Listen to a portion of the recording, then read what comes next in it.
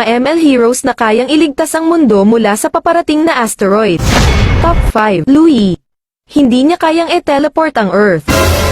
Pero kaya niyang e-teleport ang asteroid.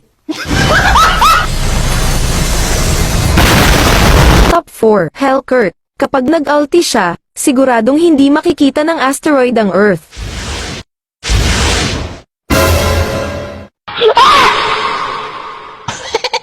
Top 3. Aldous.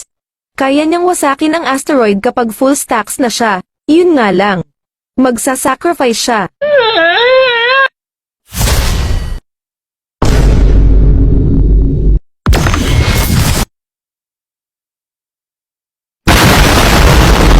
Top 2. Yuzhong. Mag-ulti at kaya niyang hatakin ang asteroid. Pero hindi niya kayang magtagal sa outer space. Top 1. Yin.